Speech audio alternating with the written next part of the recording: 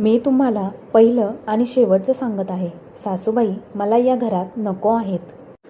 गावाला एवढं मोठं घर आहे, त्यांचा संसार आहे, मग त्यांना आपल्या संसारात लोडबुड करण्यासाठी कशाला यायचं आहे इथे?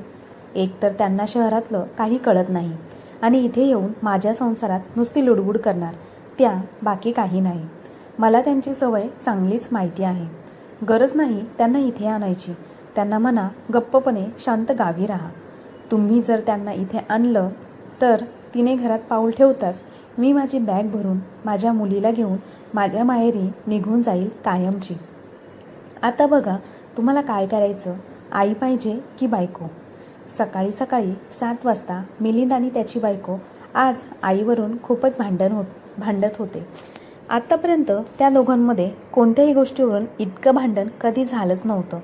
पण आज असं वाटत होतं की मिलिंद त्याची बायको रेश्मा हिचं काहीच ऐकत नव्हता आणि रेश्मा तिच्या नवऱ्याचं म्हणणं म्हणजेच मिलिंदचं काही ऐकण्याच्या मनस्थितीतच नव्हती. त्या दोघांमध्ये वादावादी चालली होती. पण मिलिंद जेव्हा ऑफिसला निघून गेला तेव्हा घरचं वातावरण थोडं शांत झालं. तरी रेश्मा संपूर्ण दिवसभर मनातल्या मनात काहीतरी बडबड करत होती. पण जेव्हा तिची मुलगी शाळेतून घरी आली तेव्हा ती गप्प झाली. नंतर तिने मुलीला जेवण वाढलं आणि स्वतःही जेवून थोडा वेळ आराम करायला स्वतःच्या खोलीत निघून गेली. पण तिला शांतपणे झोप येत नव्हती. तिचं मन बेचैन झालं होतं. तिला झोप लागत नव्हती म्हणून ती वारंवार एका कुशीवरून दुसऱ्या कुशीवर झोपण्याचा प्रयत्न करू लागली. संध्याकाळी जेव्हा तिचा नवरा मिलिंद ऑफिसवरून घरी आला तेव्हा घरातील शांतता पाहून त्याला बरं वाटलं. तो त्याच्या ऑफिसची बॅग सोफ्यावर ठेवून बसला आणि पाणी घेऊन येण्यासाठी आवाज देऊ लागला. तितके त्याची मुलगी आपल्या वडिलांसाठी पाणी घेऊन आली. मिलिंद पाणी पित होता. तेवढ्यात त्याची मुलगी त्याला विचारू लागली, बाबा आज काय झालं आहे का? आईचा मूड इतका ऑफ का आहे? तुम्ही तिला काही म्हणालात का? तेव्हा मिलिंद पाणी पित असताना मध्येच थांबला आणि म्हणाला, काही नाही बाळा, तुझ्या आईचं डोकं आज खराब झालं आहे. मी सांगितलेल्या गोष्टी तिला कळतच नाही आणि त्यामुळे ती सकाळपासून माझं डोकं खात आहे. तेव्हा मिलिंदची मुलगी त्याच्या बाजूला सोफ्यावर बसली आणि म्हणाली, बाबा नेमकं असं काय झालं आहे ज्यामुळे आई इतकी रागवली आहे? मला तुम्ही सांगाल का? कदाचित मी तिचा राग शांत करण्यास तुमची मदत करू शकेल. आपल्या मुलीचे बोलणे ऐकून मिलिंद दीर्घ श्वास घेत म्हणाला, नाही बाळा, जेव्हा आजी आणि आजोबा म्हणजेच माझ्या आईबाबांबद्दल काही बोललं जातं तेव्हा तुझ्या आईचा राग कधीच शांत होत नाही आणि लगेचच तिच्या पोटात दुखू लागतं. मी तुझ्या आजीला ह्या घरात आणायचा विचार करत आहे, पण तुझी आई माझी कोणतीच गोष्ट ऐकून घेण्यास तयार नाही. हे ऐकून मिलिंदची मुलगी प्रिया खूपच आनंदी झाली आणि म्हणाली, खरंच बाबा, आपल्या घरी आजी येणार आहे? त्यावर मिलिंद म्हणाला, हो बाळा, आजी येणार आहे. त्यामुळेच तुझ्या आईचा मूड ऑफ झाला आहे. त्यावर प्रिया हसत म्हणाली, इट्स ओके बाबा, छोट्या छोट्या गोष्टींवर कुजबूज करण्याची आईची सवयच आहे. पण आजीला इथे आणण्याच्या गोष्टीवरून तिला जास्तच टेन्शन आलं असेल. पण आजी इथे येत आहे ही चांगलीच गोष्ट आहे. तुम्ही काळजी करू नका, मी याबद्दल आईशी बोलण्याचा प्रयत्न करेल. इतक्यात मिलिंदची बायको रेश्मा खोलीतून बाहेर आली आणि म्हणाली, बाप आणि मुलगी मिळून कोणत्या गोष्टीबद्दल मला समजवण्याविषयी बोलत आहात, मला सांगाल का? त्यावर मिलिंद म्हणाला, अगं काही नाही, आम्ही तर अशाच गप्पा मारत होतो. नंतर थोड्या वेळाने मिलिंदची मुलगी प्रिया वेगवेगळ्या विषयावर गप्पा मारू लागली आणि मध्येच तिने तिच्या आजीचा विषय काढला. आजीचा विषय काढताच रेश्माला समजलं की ते दोघं सासूबाईंविषयी गप्पा मारत होते. आत्तापर्यंत मिलिंदची आई कविताताई यांच्या मूळ गावी त्यांचा नवरा प्रीतमरावांसोबत राहत होत्या. पण 2 महिन्यापूर्वी प्रीतमराव एका अपघातात मृत्युमुखी पडले. त्यामुळे कविताताई गावात एकट्याच राहत होत्या. कारण त्यांचा एकुलता एक मुलगा मिलिंद त्याच्या बायको आणि मुलीसोबत नोकरीनिमित्त शहरात येऊन राहिला होता. पण वडिलांच्या मृत्यूनंतर जेव्हा मिलिंद गावावरून परत येत होता तेव्हा गावातील सर्वजण त्याला म्हणू लागले, तू तुझ्या आईला तुझ्यासोबत शहरात का घेऊन जात नाहीस? तेव्हा सर्वांचं बोलणं मिलिंदला पटलं. पण आईला आपल्यासोबत घेतलं तर हे आपल्या बायकोला आवडणार नाही याचा अंदाज त्याला होता. त्यामुळेच तो गावातल्या लोकांच्या बोलण्याकडे दुर्लक्ष करण्याचा प्रयत्न करत होता आणि गावी राहणाऱ्या त्याच्या काकाला म्हणाला, जर आम्ही सर्व काही इथेच सोडून गेलो तर इकडची देखरेख कोण करणार? आधी बाबा असल्यामुळे मला इकडची अजिबात काळजी नव्हती. पण आता थोडे दिवस आईला इथेच राहू द्या, मी तिला कायमची इथे ठेवणार नाही. काही दिवसांनी मी परत येईल आणि आईला इथून घेऊन जाईल. तेव्हा त्याच्या आईने त्याला या बाबतीत साथ दिली आणि म्हणाली, हो, तुझं अगदी बरोबर आहे. तुझं म्हणणं, इथे गावात बरीचशी कामे अजून बाकी आहे. त्यामुळे सर्व काही सोडून मी अचानक तुझ्यासोबत येऊ शकत नाही. काही दिवसांनी मी तुमच्याकडे येईल राहायला. मग मिलिंद त्याच्या आईला गावातच सोडून शहरात आला होता. पण 2 दिवसानंतर त्याला त्याच्या चुलत भावाचा फोन आला आणि तो म्हणाला, तुझ्या आईची तब्येत खूपच बिघडली आहे. तिची कामे करणंसुद्धा आता तिला कठीण होत आहे आणि तसेच तिला स्वतःचं जेवण बनवण्यासाठीही जमत नाही. त्यामुळे तो मिलिंदला म्हणाला, गावी येऊन तू तुझ्या आईला घेऊन जा. भावाने असा निरोप दिल्यानंतर सुद्धा मिलिंदने अचानकपणे त्याच्या आईला बायकोच्या भीतीमुळे शहरात आणू शकत नव्हता. त्यामुळे मिलिंद त्याच्या भावाला कारणे देऊ लागला आणि म्हणाला, मी 2 दिवस गावी येऊ शकत नाही कारण कामामुळे मी परदेशात आलो आहे. त्यामुळे 2 दिवस तू आईची काळजी घे. तसेच 2 दिवस मी तुझ्यासोबत जास्त बोलूही शकणार नाही कारण मीटिंग्स अटेंड करावी लागतात खूप. पण 2 दिवसांनी मी गावी येईल आणि माझ्यासोबत आईला शहरात घेऊन येईल. याच कारणाने त्यांचं आणि त्याच्या बायकोचं भांडण होत होतं. खरं तर रेश्मा सुरुवातीपासून शहरात एकटी राहत होती. त्यामुळे तिच्यासोबत कोणी राहिलेलं तिला अजिबात आवडत नव्हतं. म्हणूनच ती तिच्या सासूला घरी आणण्याबद्दल नवऱ्याजवळ सतत तक्रार करत होती. पण मिलिंद त्याच्या आईला कोणाच्या भरोश्यावर सोडू शकत नव्हता आणि अशा परिस्थितीत तर अजिबातच नाही. त्यामुळे मिलिंद बराच वेळ बिचारा खूप काळजीत होता. एकीकडे त्याची बायको रेश्मा तिचं म्हणणं ऐकण्याच्या परिस्थितीत नव्हती, तर दुसरीकडे गावावरून फोन सतत येत होते. मिलिंदच्या मुलांना आजी घरात येण्याबद्दल काहीच तक्रार नव्हती. पण रेश्माचं मात्र सासूबाई येणार ह्या कारणाने दिवस रात्र डोळ्याला डोळा लागत नव्हता. पण जर का रेश्मा सासूबाईंना इकडे येण्याबद्दल वारंवार नकार देत राहिली तर मुलांच्या नजरेत ती चुकीची ठरेल याचीसुद्धा तिला भीती वाटू लागली. आपण आपल्या मुलांच्या नजरेत नेहमी चांगलं राहायला हवं असं हे रेश्माला वाटायचं. म्हणून मुलांसमोर रेश्मा नेहमी सासूबाईंचं गुणगान गायची, त्यांच्याविषयी चांगल्या चांगल्या गोष्टी करायची, सासूला सन्मानपूर्वक वागणूक द्यायची. त्यामुळे मुलांना नेहमी असं वाटायचं की आमची आई खरंच खूप चांगली आहे, तिला आजीची खूप काळजी आहे. तसेच आई आमचाही सांभाळ उत्तमरित्या करते. पण त्यांना हे माहीत नव्हतं की त्यांची आई सर्वांसमोर दिखावा करत असायची. खरं तर रेश्मा स्वभावाने खूपच वेगळी होती. पण ती तर केवळ चांगलं बनण्याचं नाटक करायची. खरं पाहता तिला तिची सासू अजिबात आवडत नव्हती. त्यामुळे लग्न झाल्यानंतर ती अनेक गोष्टींच्या तक्रारी करून नवऱ्यासोबत शहरात येऊन राहिली आणि कायमस्वरूपी तिथे स्थायिक झाली. मिलिंदला त्याच्या बायकोची सत्यता चांगल्या प्रकारे माहिती होती. पण त्याला त्याच्या मुलांच्या नजरेत एका आईला पाडायचं नव्हतं.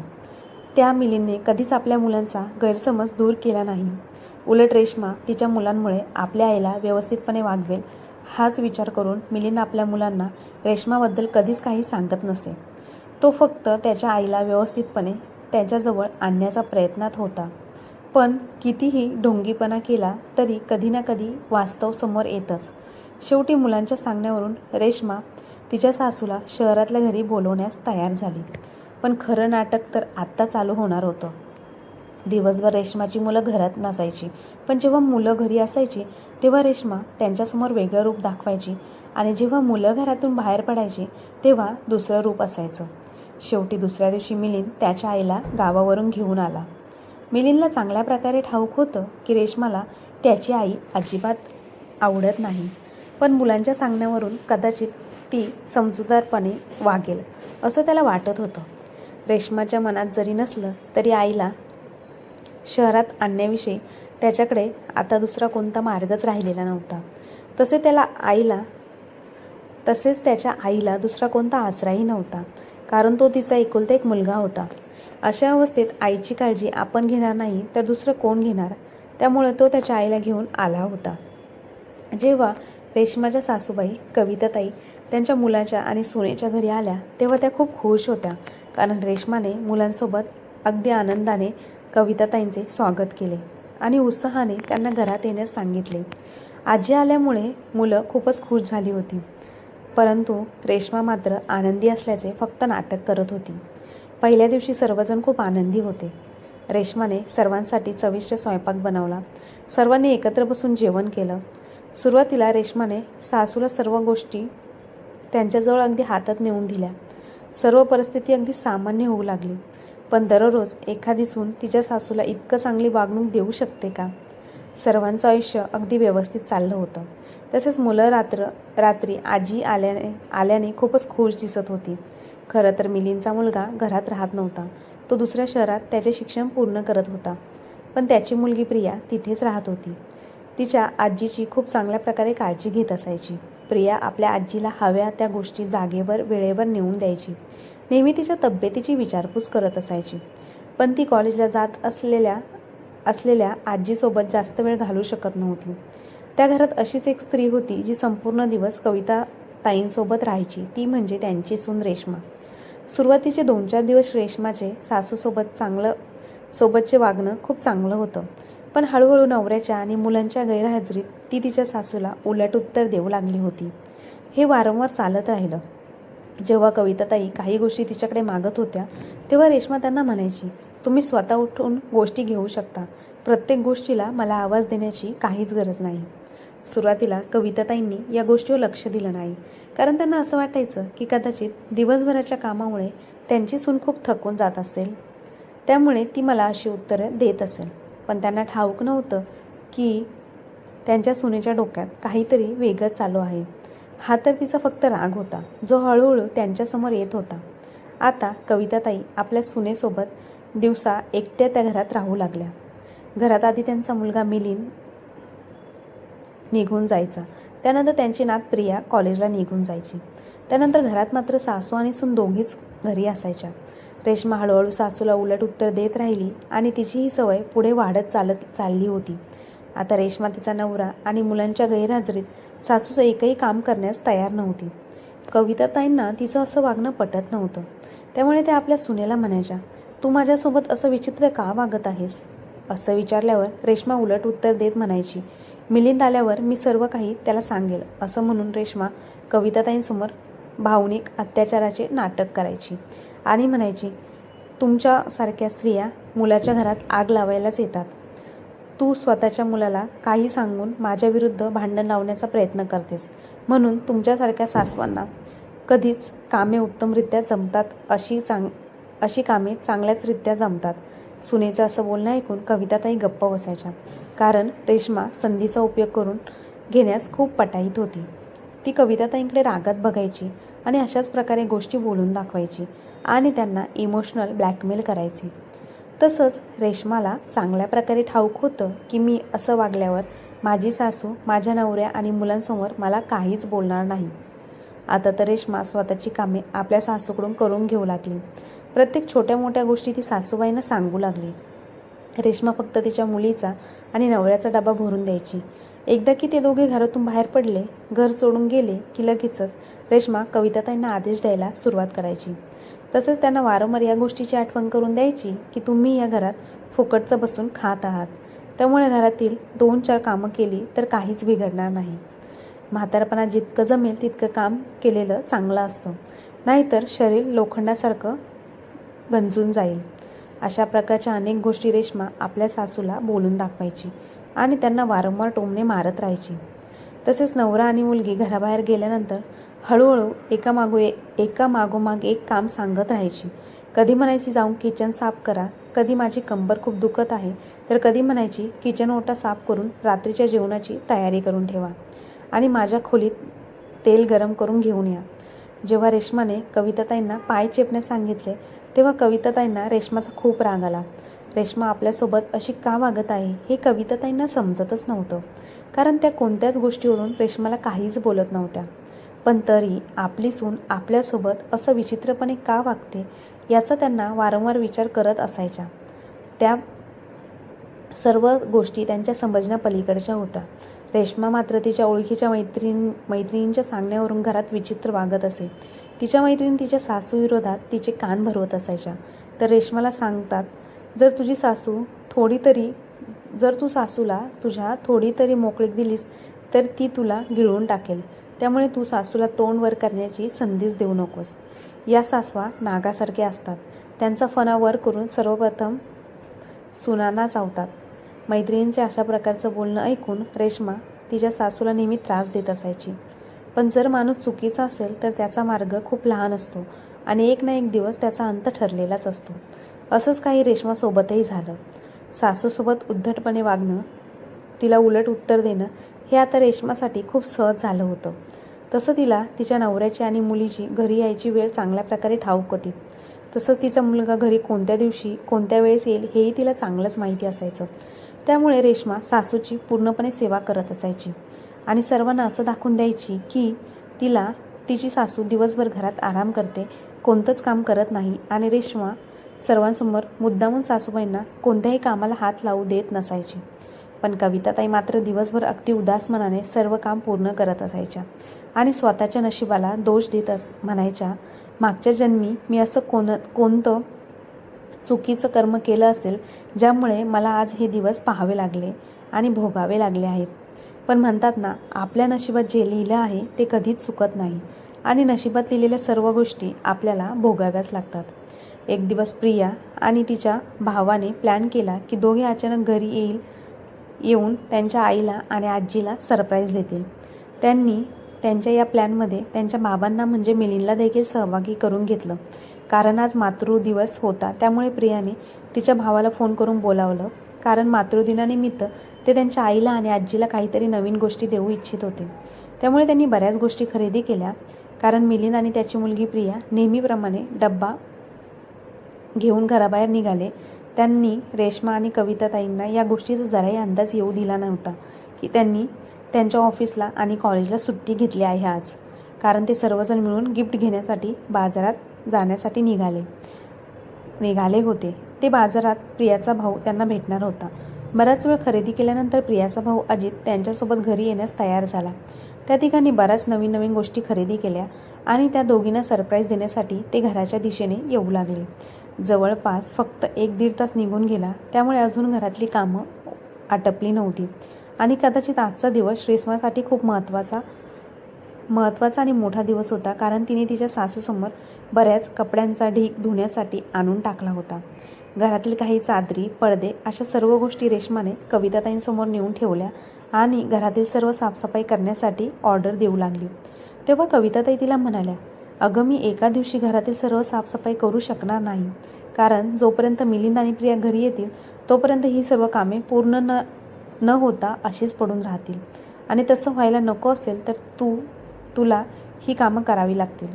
असं म्हटल्यावर रेश्माला कविताताईंची थोडीशी दया आली आणि ती म्हणाली, आज फक्त तू हॉलची साफसफाई कर आणि राहिलेल्या 2 खोल्यांची सफाई उद्या करून घे. कोणीच नसल्यामुळे रेश्मा तिच्या सासूला एक ऑर्डर देत राहिली. कारण ही तिच्यासाठी कोणती नवीन गोष्टच नव्हती. जर कविताताई जेवत असतील किंवा झाडू मारत असतील किंवा घरातील इतर कामं करत असतील तरी वारंवार टोमणे मारणे हे रेश्माचं रोजचंच काम झालं होतं. एवढंच नाही तर रेश्मा कधी कविताताईंसमोर वाढलेल्या जेवणाचं ताट काढून घेत म्हणत असायची, आधी सर्व काम पूर्ण करा आणि मग नंतर जेवून घ्या. अशा प्रकारच्या गोष्टी रेश्मा आपल्या सासूसोबत करत असायची. आता कविताताईंना या सर्व गोष्टींची सवय झाली होती आणि त्यांना याबाबत काही वाटत नव्हतं. त्यांना सवय लागून गेली होती. आज कविताताई जेव्हा त्यांचं काम उरकून जेवण करण्यास बसल्या तेव्हा रेश्मा रागत तिच्या खोलीत येऊन खोलीबाहेर आली आणि त्यांच्यासमोर जाऊन उभी राहिली आणि मोठ्या आवाजात ओरडत म्हणाली, तुझ्या कानात कापूस टाकला आहे का? मी तुला बोललेलं ऐकू येत नाही का? तू लगेच जेवली नाही तर भुकेने मरून जात आहेस का? मी सांगितलेल्या गोष्टी ऐकून न ऐकल्यासारखं करत आहे. तुमची इतकी हिंमत कशी झाली माझ्यासमोर अशी वागण्याची? तुम्ही स्वतःला काय समजता? तेव्हा कविताताई अगदी हळू आवाजात रेश्माला सांगू लागल्या, मला तुझा आवाज आला नाही. मी तुला कसं सांगू की तुझा आवाज इथपर्यंत पोहोचलाच नाही. कदाचित तू हळू आवाजात बोलली असं. तेव्हा रेश्मा म्हणाली, असं कसं शक्य नाही? मी इतक्या कमी आवाजात बोलली नव्हती जे तुम्हाला ऐकू आलं नाही.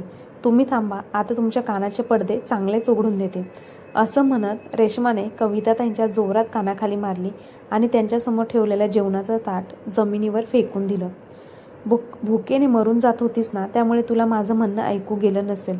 आता तू हे खाली पडलेलं जेवण आता जेव, आता तुला हे जेवण मिळणार नाही. आणि हो, आजची शिक्षा नेहमी लक्षात ठेव. परत जर अशी वागलीस, माझं काम जर ऐकलं नाही, तर माझ्यापेक्षा वाईट दुसरं कोणीच नसणार आहे. अशा बऱ्याच गोष्टी ती त्यांना ऐकू लागली. रेश्माच्या अशा गोष्टी ऐकून आणि वागणं पाहून कविताताईंच्या डोळ्यातून अश्रू वाहू लागले. आपल्या इतक्या वयस्कर व्यक्तीच्या तोंडावर इतक्या जोरात मारल्याने कविताताई विचार करू लागल्या की एखादी व्यक्ती इतक्या सहजपणे असं कसं मारू शकते, आणि असं वागण्या अगोदर तिने एकदाही विचार केला नाही. त्याचं त्यांना खूप वाईट वाटत होतं. तेवढ्यात कविताताईंचे लक्ष जेव्हा दरवाजाकडे गेले तेव्हा त्या एकटक बघतच राहिल्या. पण रेश्माचं लक्ष दरवाजाकडे नव्हतं. तिचा चेहरा आतल्या बाजूने वळलेला होता. त्यामुळे रेश्मा तिच्या सासूला उलटसुलट शिव्या देत राहिली आणि बडबड करतच राहिली. तुमच्यासारख्यांना मी घरात ठेवलं नसतं, या उलट घरात कुत्री मांजरी पाळली असती तर बरं झालं असतं. पण तुमची लायकी इतकीसुद्धा नाही. माझा नाईलाज आहे, म्हणून तुला माझ्या घरात ठेवावं लागत आहे. जर माझी मुलं आणि माझ्या नवऱ्याचा स्वभाव मी म्हणेल तसा असता तर मी तुम्हाला माझ्या घराच्या आजूबाजूला सुद्धा भटकू दिलं नसतं. हे सर्व ऐकून कविताताईंच्या डोळ्यातून अश्रू थांबायचं नावच घेत नव्हते. पण त्यांची सून या सर्व गोष्टींकडे दुर्लक्ष करून त्यांना नको नको त्या गोष्टी ऐकवतच राहिली आणि म्हणेल, माझा नवरा आणि माझी मुलं तुला काही म्हणत नाहीत, म्हणून तू माझ्या डोक्यावर बसण्याचा प्रयत्न करू नकोस. तसंच स्वतःला या घराची महाराणी न समजता मोलकरीण म्हणून वागत जा. आणि हो, एक गोष्ट लक्षात ठेव, जर यापुढे माझ्या गोष्टींना नजरअंदाज केलंस, माझी गोष्ट ऐकल्या नाही, तर गाठ माझ्याशी असेल आणि माझ्या इतकं वाईट कोणीच नसेल. आता हे पडलेलं जेवण वेचून खा, त्यातील एक कणही व्हायला जाता कामा नाही. असं म्हणून जेव्हा रेश्मा तिच्या खोलीत जाऊ लागली तेव्हा तिच्या मागून मिलिंद मोठमोठ्या आवाजाने तिला हाका मारू लागला. मिलिंदचा आवाज ऐकताच रेश्मा तर घाबरून गेली. रेश्माने मागे वळून मिलिंद आणि मुलांना पाहिलं तेव्हा ती अवाकच झाली. तिच्या तोंडातून एक शब्दही निघत नव्हता. त्यांच्याकडे पाहताच रेश्मा म्हणू लागली, मिलिंद, तू अचानक, आणि प्रिया तू पण, तुम्ही दोघे इथे अचानक कसे आलात? घरी मला काही नाही सांगितलं. तितक्यात त्या दोघांच्या मागून तिचा मुलगा समोर आला. त्याला पाहून रेश्माला अपराधासारखं वाटू लागलं. आता रेश्मा एकदम गप्प झाली होती. तितक्यात मिलिंद जोरात रेश्माच्या अंगावर धावून गेला आणि त्याने रेश्माच्या 2 कानाखाली मारल्या. मार खाल्ल्यानंतर रेश्माचं डोकं ठिकाणावर आलं की ती कोणत्या जगात जगत होती. आता रेश्मा भीतीने थरथरत होती. भीतीने तिची परिस्थिती बिघडली होती, कारण तिला कळून चुकलं की तिने जे काही केलं आहे ते माफी मागण्याच्या लायकीचं नाही. कारण या तिघांनी सर्व काही बघितलं होतं. तिचं सासूसोबतचं वागणं पाहून तिला माहिती होतं की तिची मुलं आणि नवरा तिला केव्हाही माफ करणार नाही. तिची मुलं आणि नवरा तिला कोणती शिक्षा देतील याचा विचार करत रेश्माला घाम फुटू लागला आणि तिचं संपूर्ण शरीर थरथरू लागलं. काही विचार न करता रेश्मा तिच्या नवऱ्याच्या पायाखाली पडली आणि त्यांची माफी मागू लागली. रेश्माची एकही गोष्ट न ऐकता त्याने तिला बाजूला ढकललं आणि तो आईजवळ गेला आणि तिच्या गळ्यात पडून रडू लागला आणि म्हणाला, अगं आई, मला माफ कर गं. मी असताना माझ्या मागून तुझ्यासोबत असं सर्व काही घडत होतं आणि मी मात्र या सर्व गोष्टींबाबत अलिप्त होतो. मी किती मूर्ख असेन तुला या घरात आणलं आणि सोडून दिलं. तुझ्यासोबत केव्हाच मी बसून गप्पा देखील मारल्या नाही. तू कशी आहेस, तुला कोणत्या गोष्टीची गरज आहे का, तुला कोणता त्रास होत आहे का, अशा कोणत्याच गोष्टीची चौकशी मी केली नाही. कृपा करून आई मला माफ कर. माझी खूप मोठी चूक झाली आहे. प्रिया आणि आजीला अशा परिस्थितीत पाहून रडू लागले. ते पळत आजीजवळ गेले आणि तिच्या गळ्यात पडून रडू लागले. तसे ते आजीची माफी देखील मागू लागले. यावर कविताताई त्यांच्या नातवंडांना शांत करत म्हणाल्या, मुलांनो, तुम्ही शांत व्हा. यात तुमची काही चूक नाही. तुम्हाला याबद्दल काही माहिती नव्हतं तर मग तुम्ही माझी माफी का मागत आहात? मुलांनो, माझी तुमच्याबद्दल काहीच तक्रार नाही. कुटुंबातील सर्वजण एका बाजूला उभे होते आणि रेश्मा दुसऱ्या बाजूला उभी होती. रेश्माच्या माहेरी कोणीच राहत नव्हतं, म्हणून ती माहेरी जाऊ शकत नव्हती. यामुळे मिलिंद तिला घराबाहेर काढू शकत नव्हता. पण मिलिंदने तिला त्याच दिवशी स्पष्टपणे सांगितलं की तू या घरात राहू शकतेस, पण तुझा या घरातील दर्जा फक्त आणि फक्त मोलकरीण म्हणून असेल. तुला केवळ घरात जेवण बनवणं आणि इतर सर्व कामे करावी लागतील आणि तसं तू घरातील इतर व्यक्तींशी काहीही बोलणार नाहीस. माझं तुझ्यासोबत कोणतंच नातं नसेल. आजपासून माझी बायको माझ्यासाठी मेली आहे. मला तुझ्यासोबत कोणतंच नातं आणि कोणताच व्यवहार ठेवायचा नाही. मुलांनी वडिलांच्या अशा गोष्टींमध्ये पडणं महत्त्वाचं समजलं नाही आणि ते स्वतःच्या आईला धिक्कारून स्वतःच्या खोलीत निघून गेले. आता रेश्मा असं जीवन जगत होती. नंतर तिने तिच्या सासूसोबत जगायचं ठरवलं होतं. रेश्मा तिच्या सासूला मोलकरीण म्हणून वागवत होती. याउलट रेश्मा स्वतःच्या घरात मोलकरीण झाली आता. कारण तिचा नवरा आणि तिची मुलं तिच्यासोबत कोणताही संबंध ठेवत नव्हते. तिच्याशी बोलतही नव्हती. ती दिवसभर तिच्या मुलांशी बोलण्यासाठी तडफडत असायची, पण तिची मुलं तिच्याशी कोणताही संवाद साधत नव्हते. आता तिला समजत होते की तुम्ही जेव्हा तुमचा जोडीदार आणि तुमची मुलं जी भविष्यातील सोबती म्हणून राहणार आहेत अशी लोक जेव्हा नजरअंदाज करू लागतात तेव्हा मनाला कसं वाटतं हे तिला जाणवत होतं. मिलिंदने त्याच्या आईची साथ कधीच सोडली नव्हती, पण त्याच्या बायकोमुळे आईला खूप काही सहन करावं लागलं होतं. रेश्मा मात्र या चुकीची शिक्षा भोगत होती. पण मिलिंद रेश्माला कधीच माफ करणार नाही असा त्यांनी ठाम निर्णय घेतला. रेश्माला आता तिच्या चुका समजल्या होत्या आणि त्या सुधारण्याचा प्रयत्न रेश्मा करू लागली. तिला असं वाटलं होतं की तिच्या वागण्याने ती मुलाला आणि नवऱ्याला पटवून देईल. रेश्माने तिच्या सासूबाईंची खूप वेळा माफी मागितली आणि कविताताईंनी मोठ्या मनाने तिला माफही केलं. पण जेव्हा एक मुलगा त्याच्या आईला दुःखी आणि वाईट परिस्थितीत पाहतो तेव्हा तो त्या त्रास देणाऱ्या व्यक्तीला कधीच माफ करू शकत नाही, जो त्याच्या आईला अशा परिस्थितीत टाकण्यास कारणीभूत होता असतो. वेळेनुसार हळूहळू सर्व काही एक दिवस नक्की ठीक होईल अशा अपेक्षेमध्ये रेश्मा तिची चूक सुधारण्याचा प्रयत्न पूर्णपणे करत होती आणि आजही तिला तिच्या चुकीची जाणीव होत होती. तसेच ती तिच्या सासूची आजपर्यंत लगातार सेवा करत होती. एक मुलगा त्याच्या आईवडिलांची इज्जत वाचवण्यासाठी कोणाशी लढण्यास तयार असतो, मग ती त्याची बायको, शेजारी, नातेवाईक किंवा इतर व्यक्ती जरी असली त्यांना तोही सामोरे जाण्यास तयार असतो. आपल्या आईवडिलांची इज्जत राखणे हे त्यांच्या मुलांच्या हातात असतं. त्यामुळे इतर कोणी असो नसो पण आपल्या आईवडिलांची नेहमी इज्जत करा, त्यांचा आदर करा, मानसन्मान केलाच पाहिजे. तसंच लोकांकडून पण करून घेतलाच पाहिजे. ज्या आईवडिलांनी तुम्हाला जन्म दिला फक्त एका मुलीसाठी त्यांना विसरू नका. आईवडील एकदा गेले की आयुष्यात पुन्हा कधीच भेटणार नाही ते, हे नेहमी लक्षात ठेवा. तर मित्रांनो, तुम्हाला आजच्या कथेबद्दल काय वाटते कमेंट बॉक्समध्ये नक्की कळवा आणि कथा आवडली असल्यास आपल्या चॅनलला लाईक, शेअर, सबस्क्राईब नक्की करा. धन्यवाद.